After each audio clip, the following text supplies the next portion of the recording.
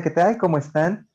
Muy buenas tardes. Sean bienvenidas y bienvenidos a una emisión más de este programa denominado Divulgadoras Mexicanas, en el cual semana con semana llevamos hasta ustedes a una experta, a una científica, a una divulgadora que nos hable un poquito desde su punto de vista, de su experiencia acerca del tema de su expertise. El día de hoy estamos muy contentos, muy felices porque nos acompaña la doctora Silvia Ambrosio, que bueno, es una persona muy querida para el Sinova, para nosotros. Ustedes la recordarán, ya ha trabajado varios programas con nosotros, como Un viaje al universo, eh, y otras entrevistas, otros artículos que nos ha publicado. Bienvenida, doctora. Gracias, muy amable. Es un placer, como siempre, estar aquí con ustedes, de verdad. Muchas gracias. Si bien yo pues me permitiré leer un poco de su amplia experiencia que tiene, la doctora Silvia Patricia Ambrosio Cruz realizó su licenciatura en física en la Facultad de Ciencias de la UNAM.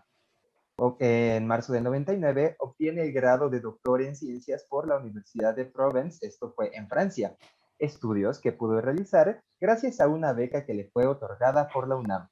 Se ha dedicado a la docencia desde el 94 impartiendo clases a nivel bachillerato, licenciatura y posgrado. Cuenta con cerca de 30 artículos publicados en revistas JCR con alto factor de impacto. También tiene 28 artículos en memorias de congresos internacionales y más de 200 citas a su trabajo. Ha realizado observaciones astronómicas en la ESO en Chile, en el Observatorio de la Haute-Provence, esto en Francia, y en el Observatorio Astronómico Nacional de San Pedro Mártir, en México. Ha realizado estancias de investigación en la Universidad de Illinois, en Chicago, en Estados Unidos, y en el European Southern Observatory, esto es en Alemania. Asimismo, en la ciudad de Joseph Fourier, en Grenoble, en Francia, y en la Universidad de Provence, en Marsella. Actualmente es profesor investigador titular de la Universidad Autónoma del Estado de Hidalgo en la Escuela Superior de Tlahuelilpan y es miembro del Sistema Nacional de Investigadores Nivel 1. Además, pertenece a la Sociedad Mexicana de Física y a la Unión Astronómica Internacional. Doctora, pues le cedemos el uso de la palabra y muchas gracias por acompañarnos. Recuerden todos que Muchísimas al final gracias. de la plática podrán realizar sus preguntas o comentarios a través de los comentarios en redes sociales o bien a todos los que nos acompañan por la plataforma Zoom en la caja de preguntas y respuestas. Muchísimas gracias.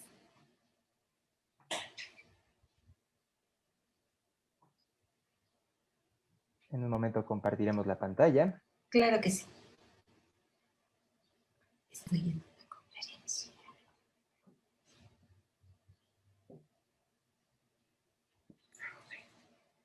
Adelante. Sí. Bueno, pues buenas tardes a todos. Como ya dijeron, soy la doctora Patricia Ambrosio de la Escuela Superior de Tlahuelilpan.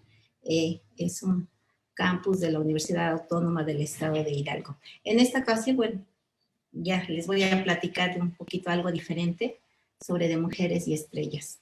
Les voy a decir un poco como los avances que ha tenido la astronomía y que se las debemos a mujeres que pues hace, digamos, 100 años vivían en el anonimato. Nadie sabía de ellas y sin embargo han tenido algo muy fuerte para que logre un avance en la ciencia, de verdad. Y son mujeres que, pues, como les digo, estaban completamente en el anonimato. La siguiente, por favor. Quiero...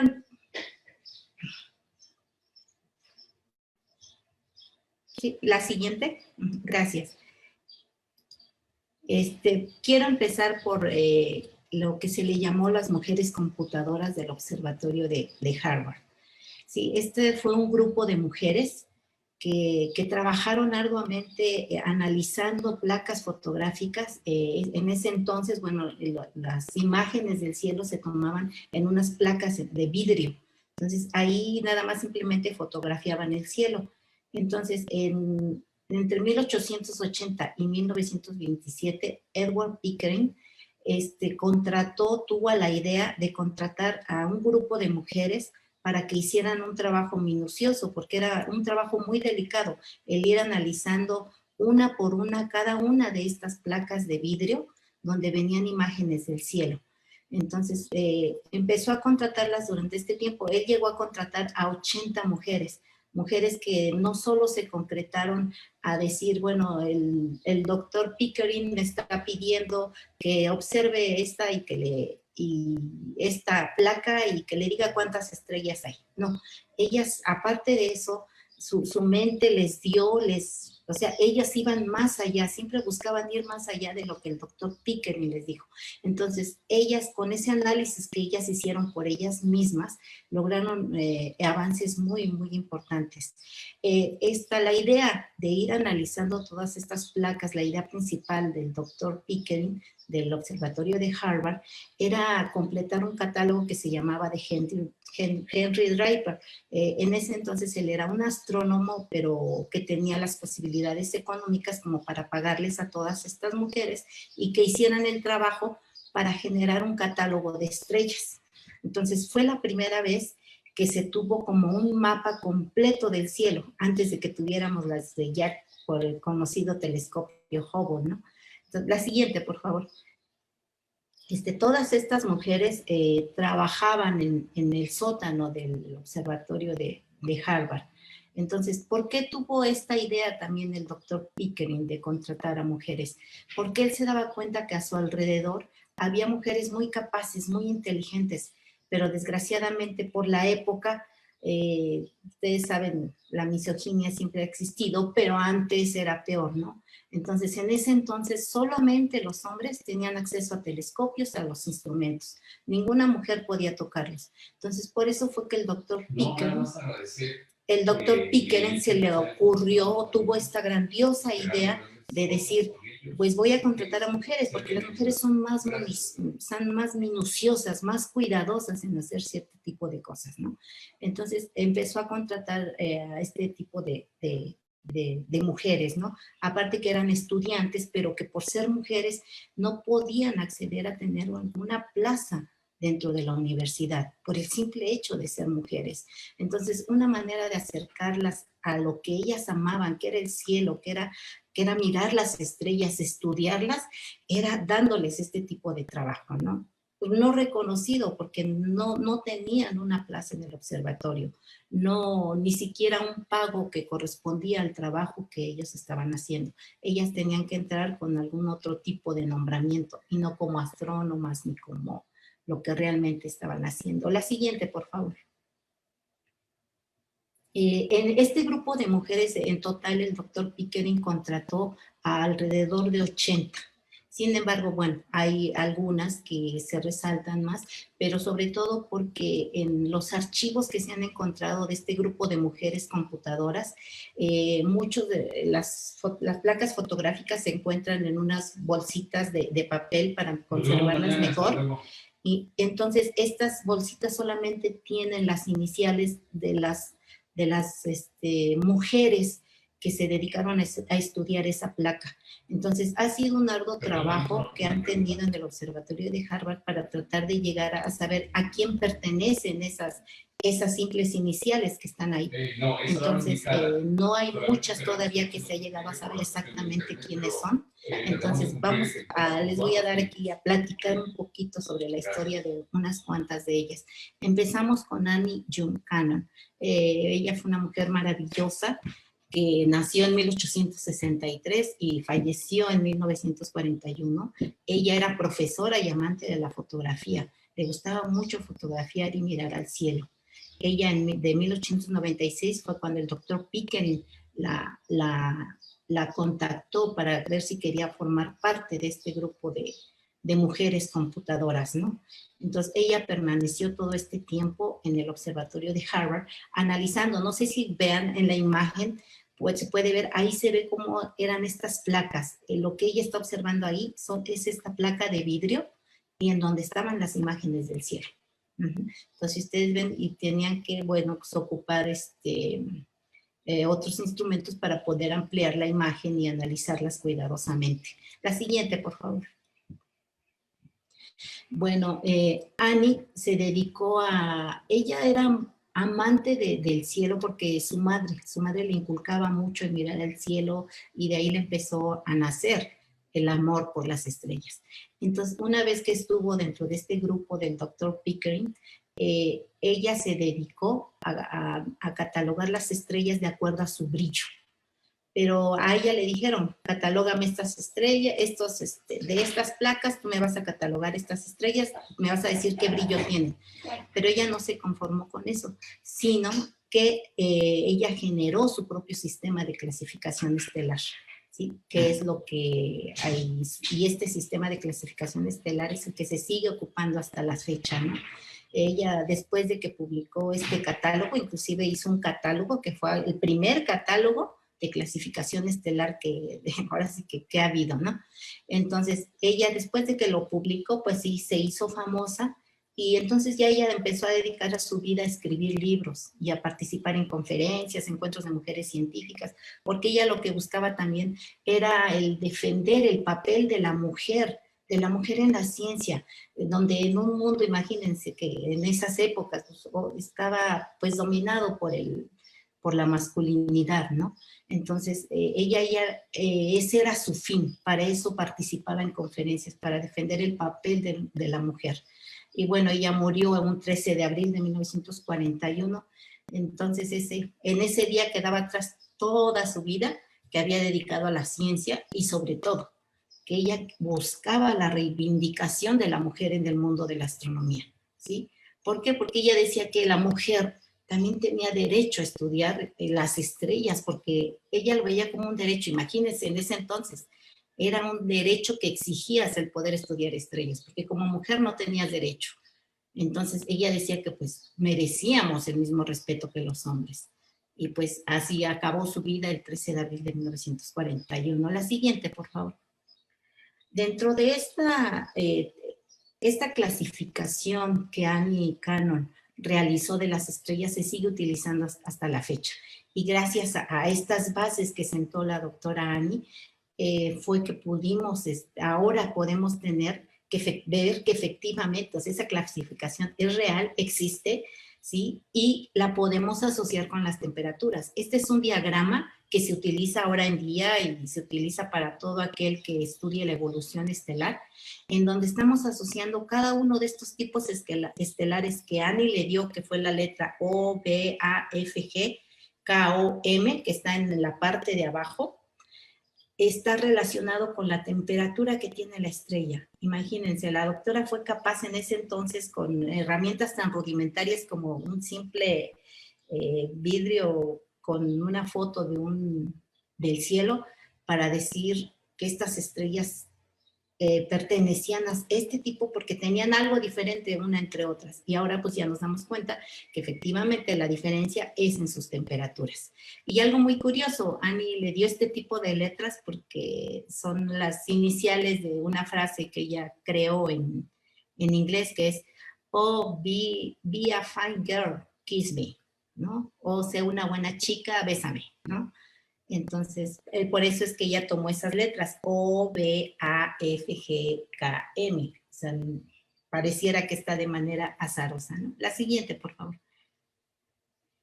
Y bueno, gracias a esta clasificación que usó la doctora Annie, ahora podemos asociar que estas estrellas, cuando vemos al cielo, por ejemplo, aquí en esta imagen nos muestra estrellas, las estrellas azules son las estrellas tipo O y B, que la doctora Annie las clasificó de esa manera. Las estrellas naranjas son las estrellas G y K, y las estrellas amarillas son las más frías, que serían las estrellas M. La siguiente, por favor. Y bueno, esto tiene mucho que ver con la evolución de las estrellas, ¿no? Como una estrella va pasando de una fase evolutiva a otra, cuando nace, después pasa a gigante o supergigante, dependiendo el tipo de masa con la que nazcan las estrellas. La siguiente, por favor. Y bueno, continuamos con Henrietta Swan Leavitt. Ella estudió, a ella le asignaron unas placas que correspondían al cielo del sur, ¿sí? Unas placas que habían sido tomadas en Sudamérica. Entonces, ella le tocó analizar o ver las plaquitas de vidrio que correspondían a las nubes de Magallanes. Ahora ya sabemos que las nubes de Magallanes son 2 galaxias satélites a la nuestra, pero en ese entonces no se pensaba que ni siquiera se sabía de su existencia, vaya, ¿no? Entonces, en ese entonces, pues, simplemente se puso a estudiar esas zonas y ella vio que efectivamente estaban como que a la misma distancia que nosotros. Entonces, ella no se conformó con observar y dar detalles de esta placa que ella estaba observando, sino que se puso a analizar estrella por estrella y descubrió lo que son las estrellas variables cefeidas. Y con estas estrellas, ella, después de hacer sus cálculos, les asignó una distancia. Entonces, gracias a estos estudios que hizo Henrietta Leavitt, Hubble y Albert Einstein pudieron realizar sus descubrimientos, porque ella sentó las bases. Ella empezó a observar, porque le dieron placas de diferentes fechas, del mismo sitio, pero tomadas en diferentes fechas.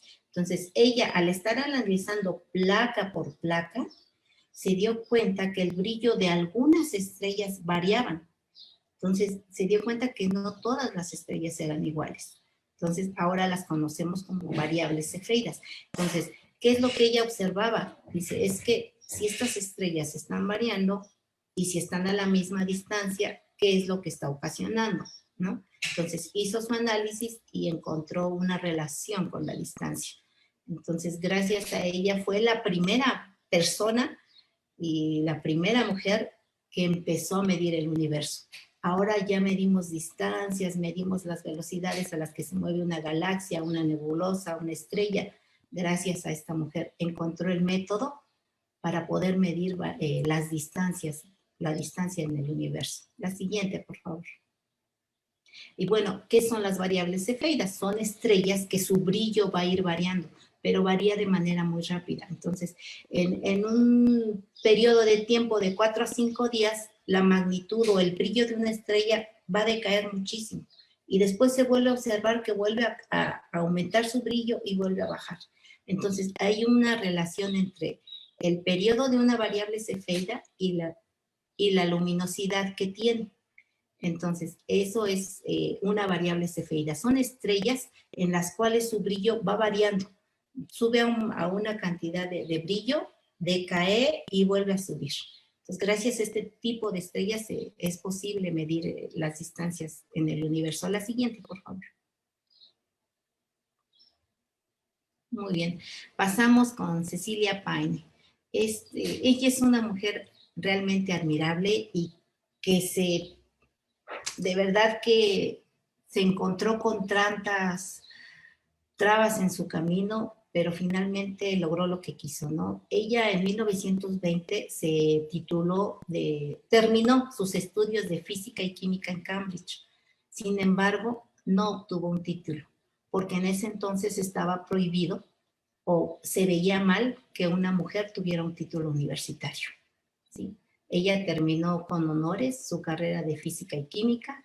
Entonces, al ver que en Cambridge pues no tenía un futuro para lo que ella le gustaba y ella amaba, era ver el cielo, se mudó a Estados Unidos, ¿sí? Emigró hacia Estados Unidos y en 1923 logró entrar al observatorio de Harvard. Y ahí estuvo 2 años, estuvo estudiando con el doctor Henry Norris, quien fue su director de tesis.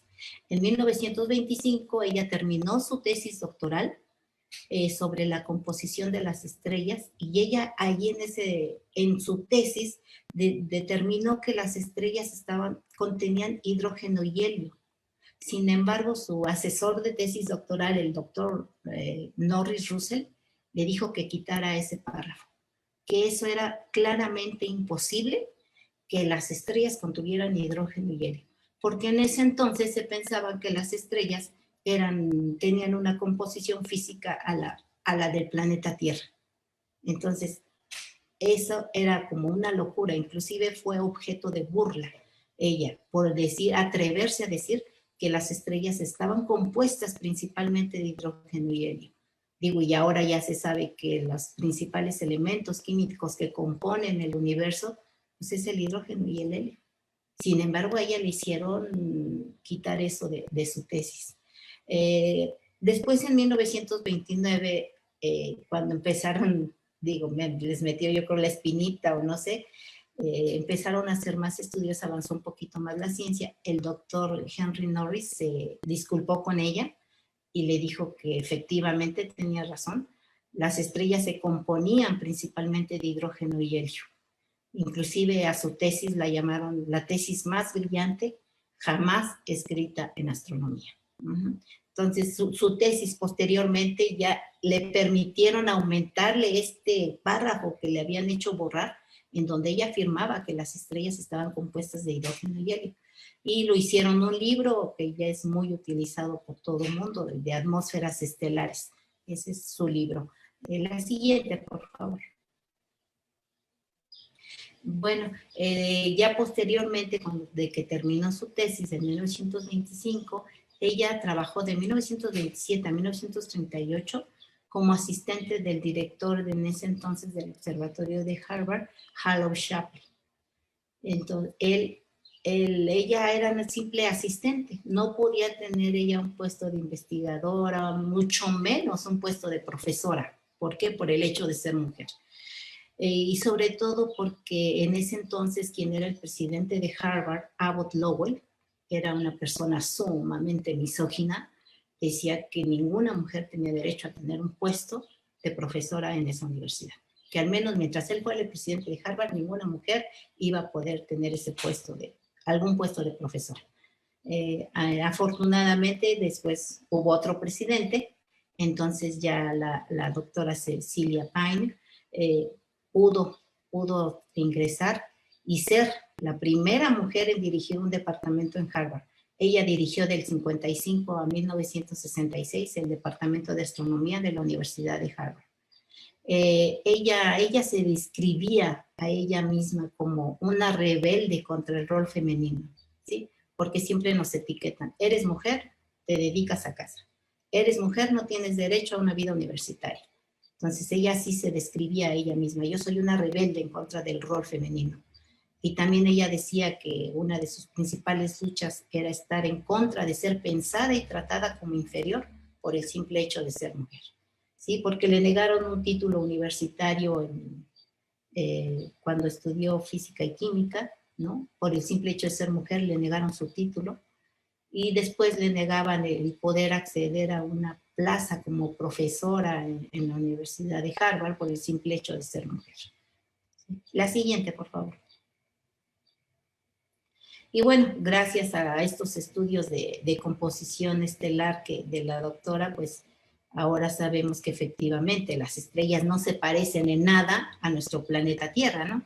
Las estrellas son entes vivos, dinámicos, que contienen hidrógeno y helio en su interior, que son las que hacen que le den luz propia, ¿no?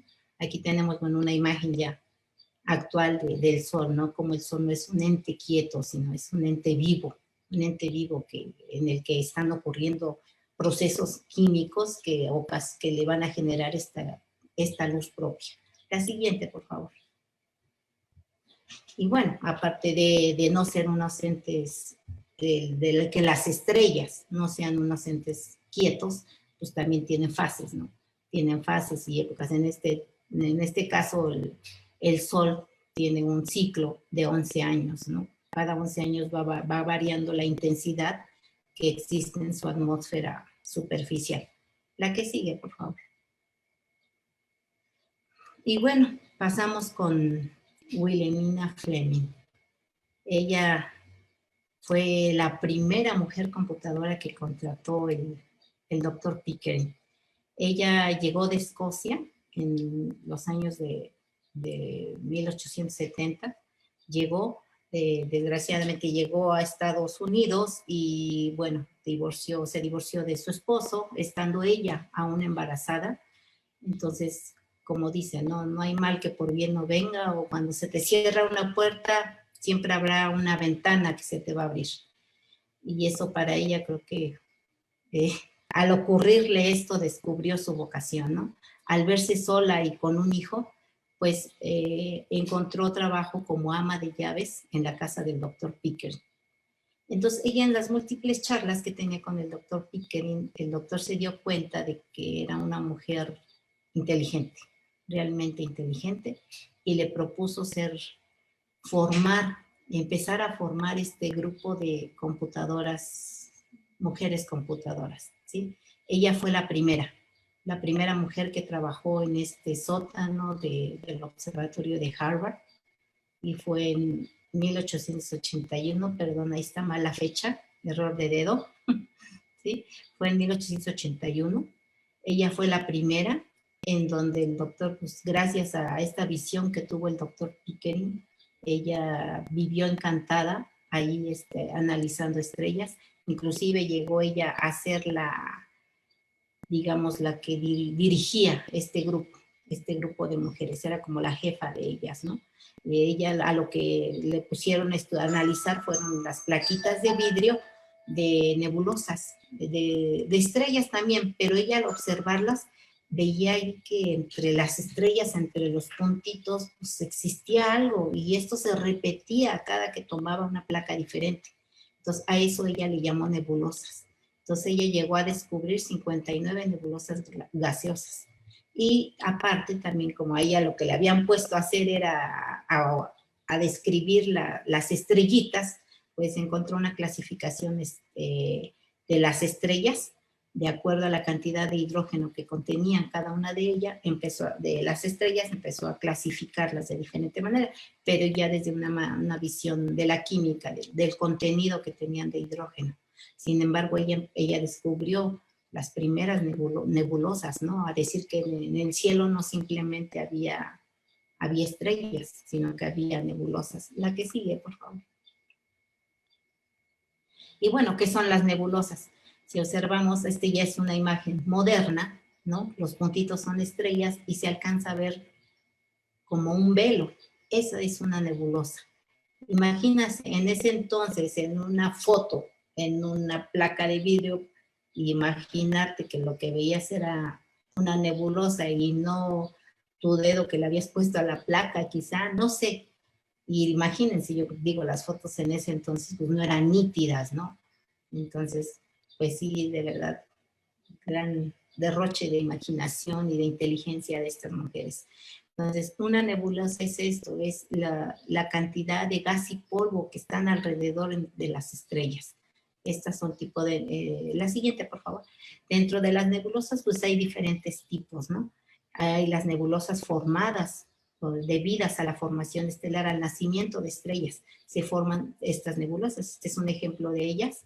Es un ejemplo de formación, de una región de formación estelar. Se le llama las montañas de la creación. Y pues este es un ejemplo de tipo de nebulosas. Claro, ahora vemos imágenes preciosas, ¿no? Ya con tantos telescopios espaciales que hay, pero imagínense, o sea, yo me pongo a pensar y digo, híjole, en ese entonces, en una simple placa de vidrio, y que estas mujeres maravillosas vieran tantas cosas, o sea, no, wow, o sea, mis respetos, ¿no? La siguiente, por favor.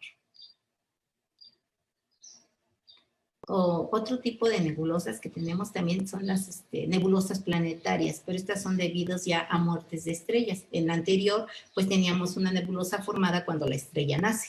Y cuando la estrella muere, pues también forma su nebulosa, que se le conoce como nebulosa planetaria. Es cuando ya la estrella explota, muere, avienta su última capa externa y empieza a barrer todo el material que está alrededor de ella y forma una nebulosa que se le llama nebulosa planetaria. La siguiente, por favor.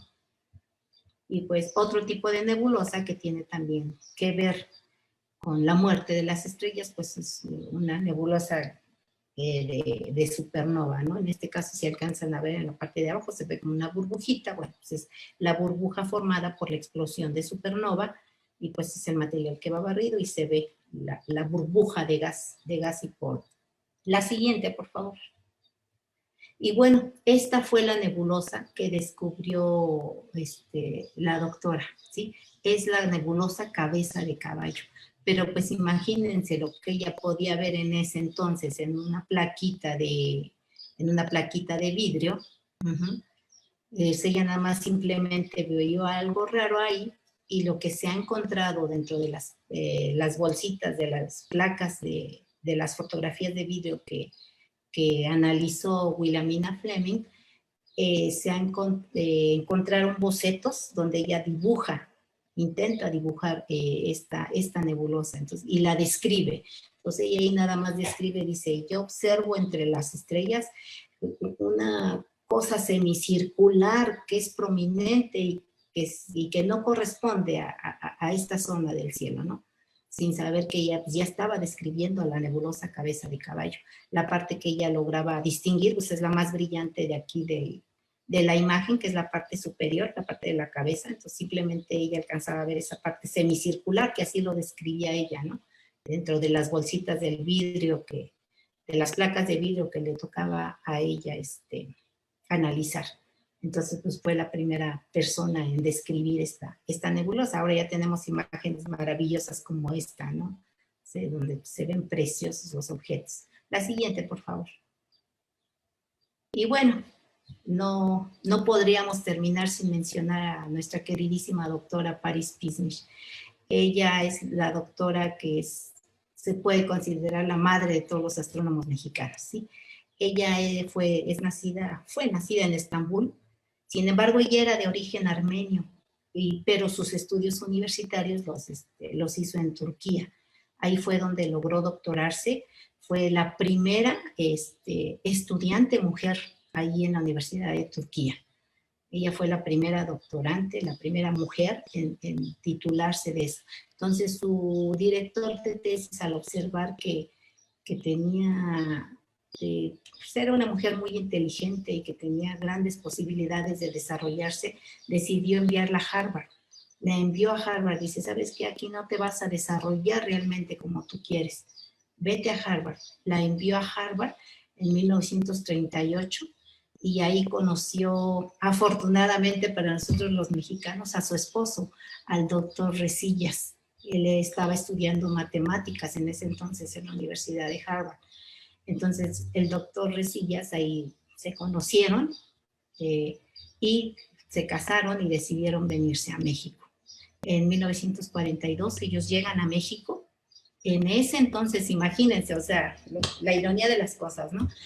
Se estaba inaugurando el Observatorio Astrofísico Nacional de Tonantzintla en Puebla.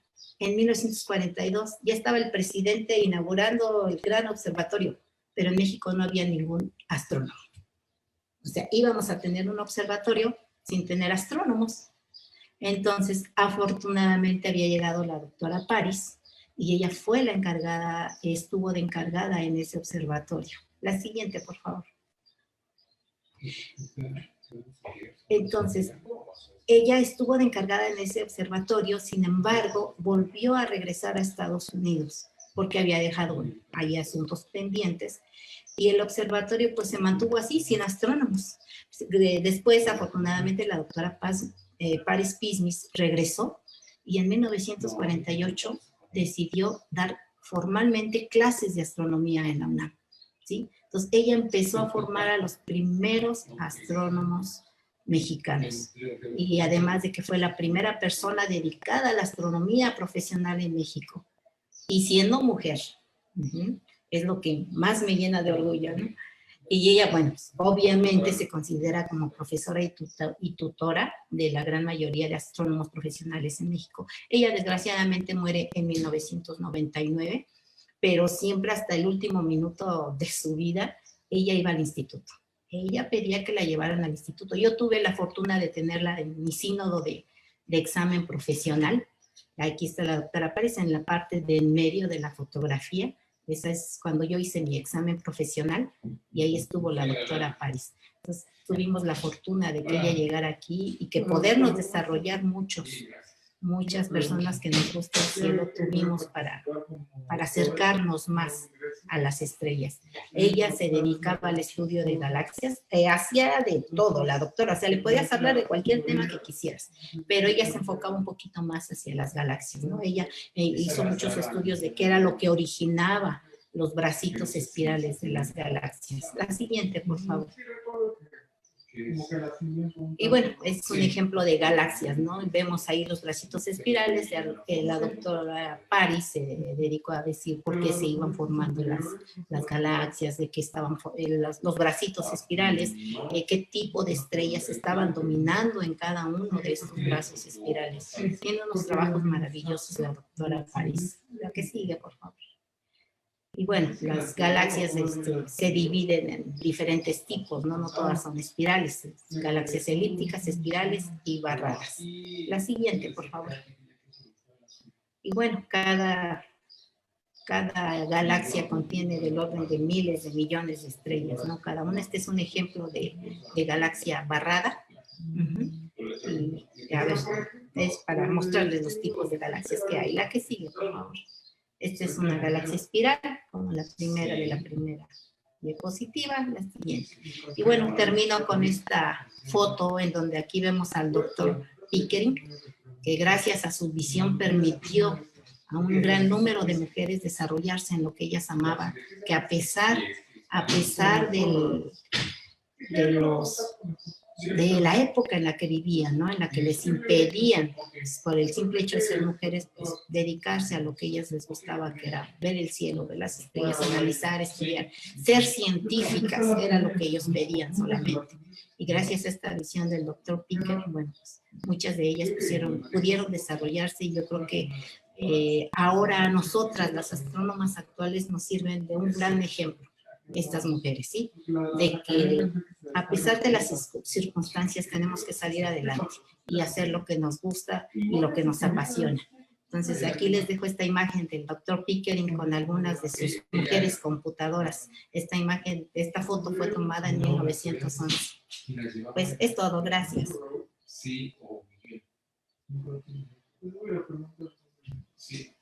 Al contrario, a usted, doctora, muchas gracias. Vamos a invitar al público a que haga preguntas y respuestas. Y para eso nos ayudará nuestro compañero Jaime. Doctora, muy buenas tardes. Nos preguntan en redes sociales, ¿cuál cree que sea el futuro de la astronomía en México y qué falta para el desarrollo de esta rama en nuestro país? Pues futuro hay mucho en México. Afortunadamente, México es reconocido a nivel mundial por la astronomía. Digo, no vamos lejos. La doctora Silvia Torres de Peinberg fue presidenta de la Unión Astronómica Internacional. Sí, puestos pues, ocupados por los más grandes astrónomos del mundo. Entonces, realmente la verdad es que tenemos la dicha de que la astronomía mexicana es reconocida a nivel mundial. Nosotros vamos a congresos y te reconocen. La mayoría, si no es que el 100% de astrónomos mexicanos publicamos en revistas de alto impacto, ¿sí? En revistas que están en el nivel mundial muy arriba. ¿Sí? Existen 3 revistas principales en astronomía, que es el Astrophysical Journal, el Monthly Notices of the Royal Astronomical Society y el Astronomical Journal. Uno es Astrophysical y otro es Astronomical. Esas son las 3 revistas de máximo nivel en astronomía para publicar, ¿sí? En donde las publicaciones ya son de alto impacto y la gran mayoría de astrónomos mexicanos publicamos en esas revistas. Entonces, realmente somos muy reconocidos y yo creo que el futuro es mucho. Por ejemplo, tenemos uno de los mejores cielos del mundo también en la Sierra de San Pedro Mártir y ya se están poniendo nuevos telescopios ahí porque digo, el más grande era el de 2,5 metros, pero ahora ya se están poniendo telescopios automatizados en donde ya va a poder observarse de modo remoto. Entonces, el futuro dentro de la astronomía mexicana sí siento que es más que bueno, ¿no? Es excelente, siempre y cuando, bueno, pues, hagamos las cosas bien y pues estamos abiertos al mundo y el mundo nos reconoce, la verdad, el mundo nos reconoce cuando te presentas en cualquier congreso. Sí te reconocen la astronomía mexicana. Muchas gracias. También nos comenta Roger Silva, un gran ejemplo y gran científica que tengo el honor de aprender de una gran científica. Le mandan aquí saludos. También nos pregunta Zeus, bellísima conferencia, muchas gracias. ¿Qué se hace en la Universidad Autónoma del Estado de Hidalgo para la formación de astrónomos? Por el momento aquí en la Universidad Autónoma del Estado de Hidalgo no tenemos formación de astrónomos, pero sí tenemos algo que te puede guiar hacia ello, que es la carrera de física o cualquier carrera de ingeniería. Cualquier carrera de ingeniería que tú estudies te puede llevar hacia la astronomía. ¿Por qué? Porque la astronomía es un área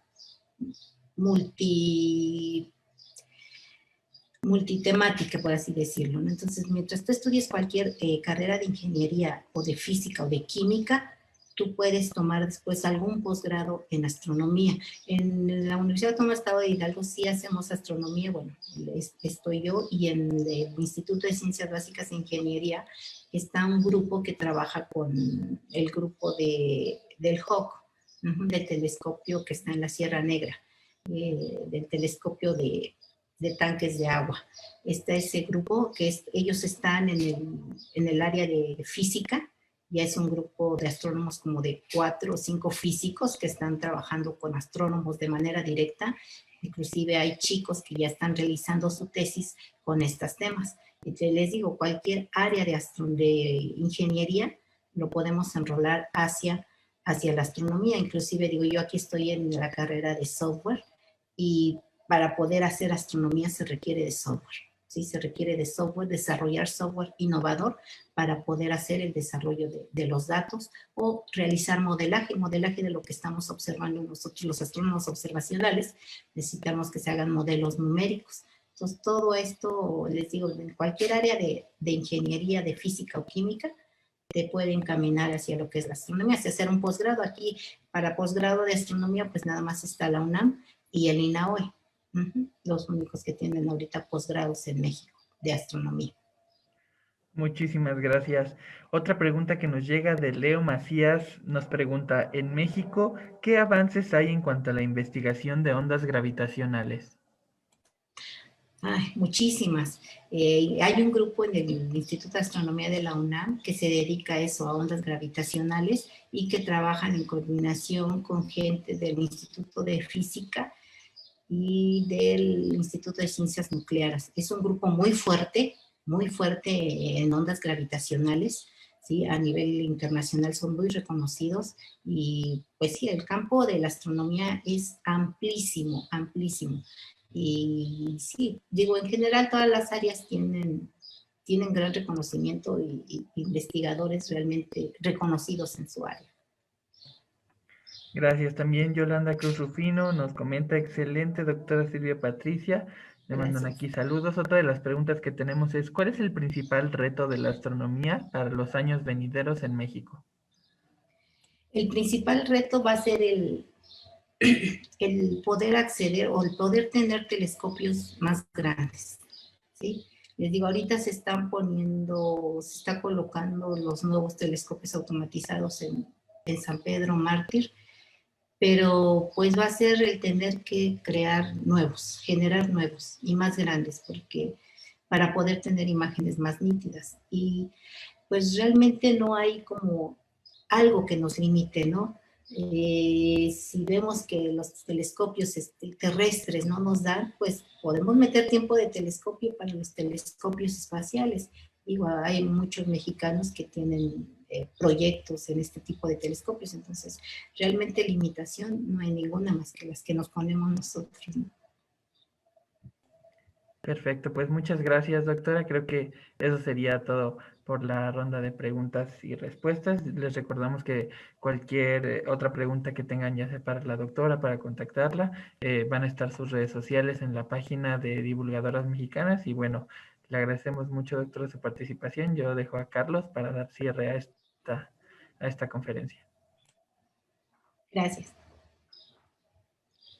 Como siempre, doctora, un placer escucharla, de verdad que cada vez que pues tenemos sus conferencias nos llena de intriga y sobre todo, pues creo que nos ha quedado bastante claro o aún más claro, pues cómo las mujeres han tenido un papel primordial. De hecho, es el propósito que tiene este programa, precisamente, pues disminuir la brecha de género, ¿no? Que precisamente existe todavía, como usted bien lo mencionó, en México y en el mundo, pero pues que poco a poco y con el esfuerzo y el trabajo de todas ustedes, pues van que esta brecha se vaya disminuyendo.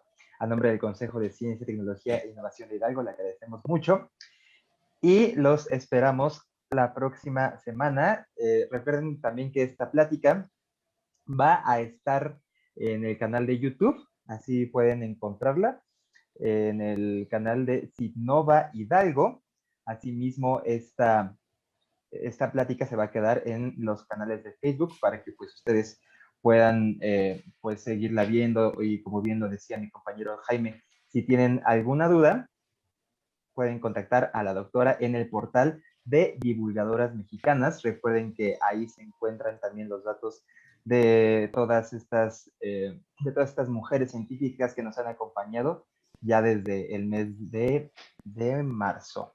Así es, entonces les invitamos a que se registren para el próximo martes a las 2 de la tarde, ya que tendremos a Patti Rovil con el tema El trabajo de científicas mexicanas. También pinta a que va a estar muy, muy interesante. Gracias a todas y a todos por acompañarnos. Nos vemos en la siguiente. Gracias.